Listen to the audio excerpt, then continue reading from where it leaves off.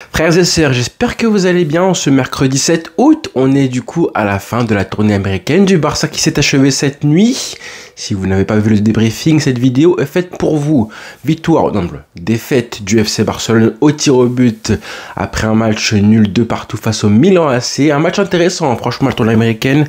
D'habitude, les tournées américaines, bon, c'est cool, hein. On s'ennuie pas trop en général, mais souvent le niveau n'est pas au rendez-vous. On sent que les équipes sont un petit peu, bon, elles jouent pas forcément à fond. En général, les matchs ne veulent vraiment rien dire du tout, hein, aucune conclusion. Là, en l'occurrence, bon, pas grand chose en plus, mais quand même, on s'est diverti, ça a été intéressant. 3 matchs, des buts marqués, hein, je crois que Barça a marqué 6 ou 7 buts, ouais 6 buts, hein, 2 buts par match, et on a encaissé 5, mais on a vu du spectacle, on s'est pas ennuyé, 17 frappes pour le Barça, bref, pas mal d'actions intéressantes, Zlatan qui était présent en plus dans les tribunes, découvrir Hansi Flick, sa tactique, son attitude sur le terrain, sur le bord du terrain, les regards à chaque fois, assassin, et puis découvrir de nouveaux joueurs, surtout ça, hein, pas de conclusion hâtive sur le système, mais surtout qui aura le niveau du Barça. S'il y a des joueurs qui n'ont pas le niveau même en amical, forcément tu te poses des questions sur leur avenir en Liga ou en Ligue des Champions. Par contre, avant de commencer sur le débriefing du match en lui-même, ce qu'on voulait voir, c'est évidemment la composition. J'en ai parlé lors du Classico, en parlant des joueurs qui ont été reconduits par Hansi Flick, comme quoi le fait d'avoir un Classico au milieu de la tournée, ça permettait de voir si, comme c'est un match qui compte un peu plus, hein, que les autres, bah, ça permettait de voir s'il y avait des joueurs qui étaient reconduits. Ça voulait dire forcément qu'ils avaient plu à Hansi Flick. Et en l'occurrence, ça n'avait pas loupé pour Bernal et Casado, mais c'est pas les seuls. Là, justement, troisième match, avec les retours des joueurs qui ont disputé l'Euro. Là, Hansi Flick, il était un petit peu obligé de tester ces joueurs-là, de les faire jouer pour qu'ils reprennent un petit peu du rythme. C'était le cas de Koundé, de Gundogan. Donc, on voulait voir quelle hiérarchie allait être bousculée. Justement, au milieu de terrain, on avait Bernal sur le banc, Casado encore une fois titulaire. Je vous l'avais dit. Je vous l'avais dit, comme quoi Casado, je pense qu'il a un peu plus tapé dans l'œil de Flick que Bernal, en tout cas, qu'il allait l'utiliser un peu plus. Cependant, on a vu dans le match que ça a été un petit peu décevant pour Casado. L'autre joueur qui a été reconduit, c'est évidemment Alex Valle, à ce poste de latéral droit, qui a souffert, certes, on va en parler, et évidemment, Pau Victor derrière Lewandowski. Ça aussi, c'est un truc, une indication, et je pense, les frères, qu'il y a vraiment un truc à tenir. Alors, en face, il y avait une belle équipe du Milan AC, même une assez belle équipe du Milan AC, avec pas mal de titulaires, hein. Ils ont mis l'armada, bon, presque, hein, avec quand même Leao, Pulisic, à domicile en plus, il était chou bouillant, il voulait marquer face au Barça, il l'a fait. Bon, Ter Stegen, merci.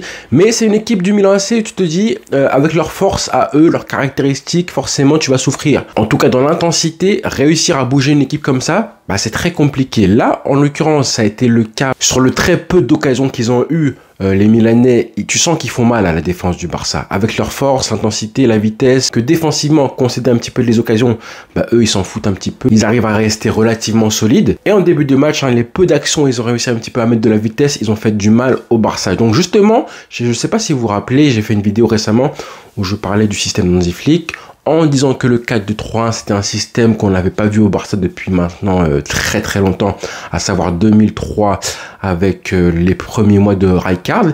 Et dans les commentaires, il y en a pas mal qui m'ont corrigé en disant que non, Charel, on l'a aussi utilisé, enfin le Barça l'a utilisé en 2021 avec Koeman, enfin c'était en fin 2020 plus exactement, fin 2020 avec Ronald Koeman, et vous avez raison de me corriger. Et ça m'a fait penser justement aux difficultés à l'époque de ce système-là.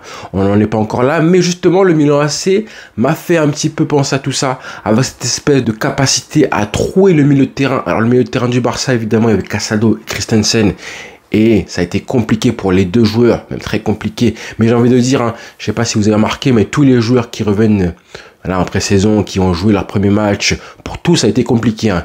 Lewandowski, on l'a vu le premier match face au Real Madrid, c'était juste n'importe quoi. Là, ça a été mieux. Gundogan, là, ça a été très compliqué. Donc c'est normal, hein, comme a dit Carlo Ancelotti, la pré-saison, ça sert à ça. Ça sert à prendre du rythme et à monter en intensité tout doucement. Que les joueurs soient mauvais lors de leur premier match de la pré-saison, c'est juste un petit peu logique. Ils sont à court physiquement, ils vont monter en puissance tout doucement. Donc je suis pas trop inquiet pour Christensen. Je ferai pas de conclusion en disant que oui, le double pivot, Casado, Christensen, ça ne marche pas, etc. C'est la pré-saison. Peut-être que c'est vrai, ça ne marche pas, mais pour l'instant, c'est un petit peu trop tôt pour le dire. Ils ne se connaissent pas, ils ont jamais joué ensemble. Donc on va les laisser, c'est pas 45 minutes qui vont déterminer définitivement si ça marche ou pas. C'est forcément Casado de Bernal. Les deux joueurs se connaissent mieux, ils se comprennent, ils parlent la même langue en plus, donc logiquement ils sont plus complémentaires, ils s'apprécient en plus. Bref, il y a toutes les raisons pour s'apprécier et jouer. En plus, ils parlent le même football. Techniquement, tu sens qu'il y a une affinité. Hein, contrairement à Casado et Christensen qui eux sont différents dans les profils et qui doivent s'accommoder à jouer leur jeu pour que justement ils se complètent. En gros, chacun a des qualités, donc les qualités de chacun complètent l'autre en fait, doivent compléter l'autre. Là, c'est pas encore le cas. Et quand vous rajoutez Gundogan, bon, il a joué face au Real Madrid la fin du match, mais bon, en réalité, c'était son premier match là titulaire, donc il est un petit peu à court de forme. Ça faisait un milieu de terrain qui se faisait transpercer assez facilement en début de match, qui ne couvrait pas la défense. Surtout les ailiers, les côtés avec les joueurs qu'on connaît, Léao. Bref, ça m'a fait repenser et revivre tous les problèmes qu'on avait, les difficultés de l'époque avec les 6 premiers mois de Ronald Koeman au Barça quand il avait testé ce système-là avec Busquets à l'époque. Rappelez-vous Busquets. Bon, le milieu de terrain, voilà, qui était pointé du doigt, on ne savait pas trop quoi faire. Et forcément, logiquement, bien évidemment, n'importe quel adverbe que vous voulez, hein, pour montrer que oui, quand Bernal rentre à la mi-temps, et ben ça va beaucoup mieux au milieu de terrain. Il est sur le but en plus, hein, c'est lui qui est à l'initiative du deuxième but du Barça pour marquer le 2 partout. Il fait une passe en plus que je pense que Christensen ne ferait même pas en fait. Cette passe comme ça, une touche de balle avec un jeu direct pour trouver Rafinha qui ensuite la relaie à Pau Victor. Donc ça fait 2 partout. Très belle action du Barça. Il a fait du bien Bernal.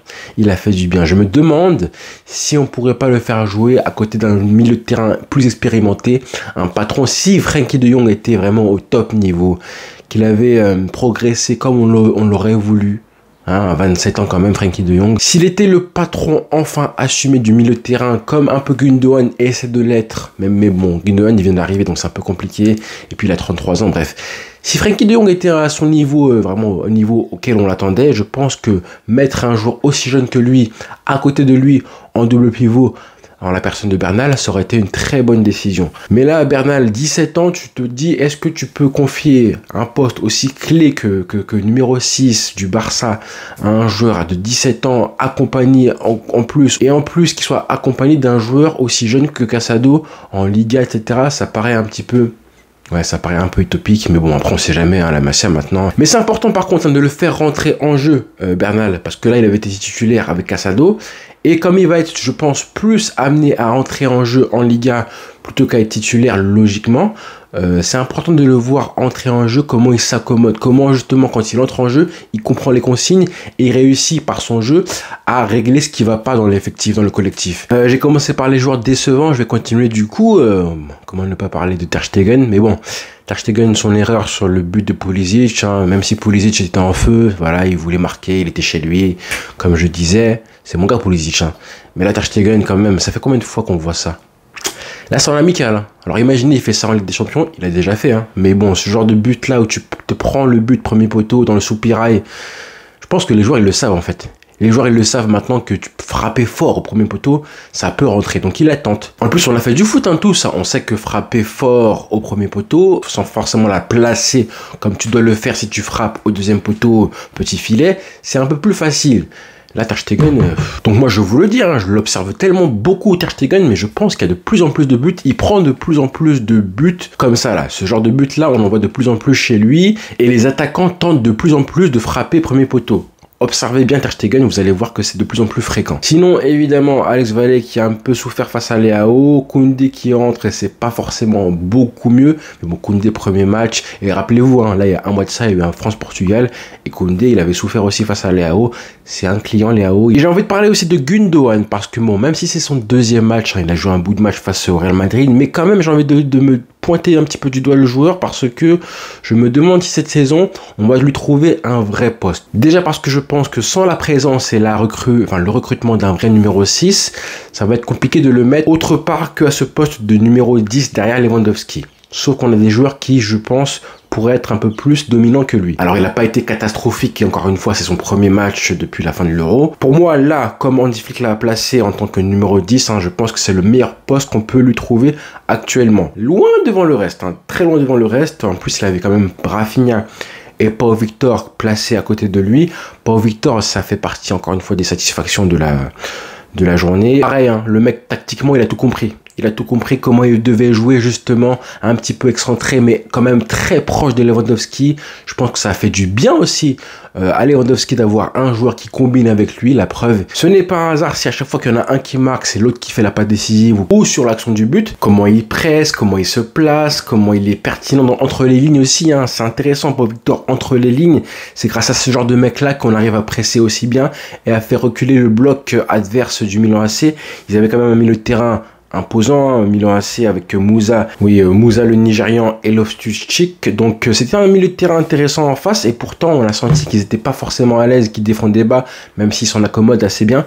Le Milan AC, on a quand même frappé au but assez souvent. Et la passe qui met pas au Victor, c'est la passe d'un joueur qui a quand même un petit toucher technique intéressant. Juste avant la mi-temps, justement, il y a eu une passe, une combinaison, une action entre Lewandowski et Pau Victor, une passe comme ça du talon en l'air en plus, talonnette en l'air de Lewandowski pour Pau Victor, ça a fait but, mais bon, c'était hors jeu, là on sent qu'il y a un truc qui se crée entre deux et que Pau Victor, il a déjà compris comment justement jouer avec Lewandowski, en tout cas comment se placer par rapport à lui. Forcément, Lewandowski, MVP du match, un doublé, des belles actions quand même collectivement, beaucoup mieux que ce qu'on a vu récemment. Et Rafinha aussi intéressant, lui je pense qu'on l'a peut-être oublié quand on parlait des ailiers du Barça qui pouvaient aider côté gauche. Lui, je crois qu'on l'a oublié, Rafinha. Donc voilà pour le match. J'ai pas envie de parler de la séance de tir au but qui ne veut strictement rien dire. Malheureusement, Koundé a manqué son penalty, pas très grave. Mon frère Kalulu a frappé son penalty jusqu'à Kinshasa. Marc Bernal a marqué, c'est bien pour la confiance. Inaki Peña aussi a fait des beaux arrêts. Malheureusement, le Barça s'est fait du coup battre au tir au but. Il termine sa pré-saison américaine, sa tournée américaine avec du coup un bilan de 1 victoire